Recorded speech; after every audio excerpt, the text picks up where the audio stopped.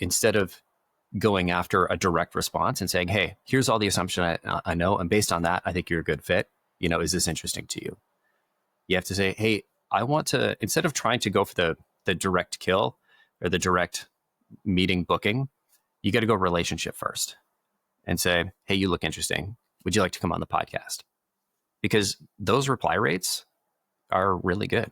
Like when I did it, no, I guess I've got the Predictable Revenue brand and the podcast. We just hit 400 episodes. So it's maybe a little bit better known than a lot of folks that are out there. I think we peaked at like an 11.4% reply rate to that email.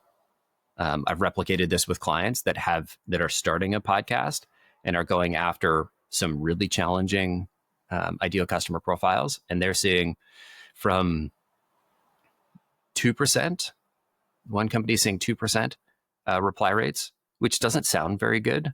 But when you're emailing the CTOs of the biggest tech companies in the world, it's actually really good. And it's a 2% reply rate and 100% positive. So like, people don't reply to tell you to fuck off.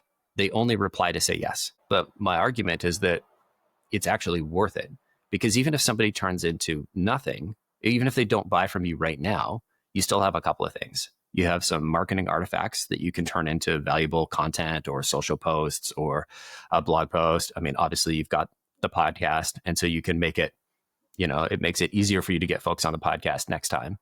But you've also, learn from them. You can follow up with them later. You've got somebody who knows who you are, who, if you decide to pivot, you can reach out to and say, hey, this wasn't working, but now we're trying this. What do you think about that?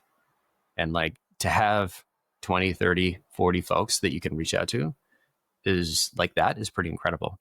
And so my argument for startups, or for when you are not confident in this is the exact thing that we want to sell to you, that you shouldn't be sending cold email spam with, AI personalization saying, hey, I bet you this restaurant in Columbus is pretty cool. Because it's not genuine, right? I think the reason why folks are replying to these emails and they're willing to get on the podcast is you're making that investment of your time. You're not saying, hey, I'm going to buy a list of 100,000 people and I'm going to cold email them and I'm going to care zero about any of them. I just want to try and sell to them. I'm not thinking of them as a prospect or as a future commission check. I'm thinking of them as a person at a company that I want to get a chance to know and establish a relationship. And hey, if they happen to need something that I can sell them, well, that's a bonus. But I've had a chance to learn and build that relationship and maybe find a way to help them. And I think in sales, there's all these sales books that say, oh, it's relationship first.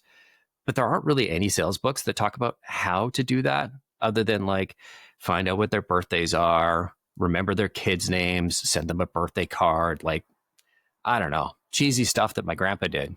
And the cold email, the average is around 0.5% to 1% in terms of a reply rate. And a good relationship-based, relationship-first prospecting method is probably close to, 3%, 5%. I've seen some as high as 7%. My own one got 11%. Small sample size, so I wouldn't take that as like a baseline. But I'd rather get a 4% reply rate than a 0.4% reply rate any day, even if it means I have to do some more work. What I would probably do is I'd probably stay wide and go relationship first and like try and learn from as many of them as possible. My argument here is like, you've found something extremely interesting, but you haven't found the right folks that are willing to pay you enough for it.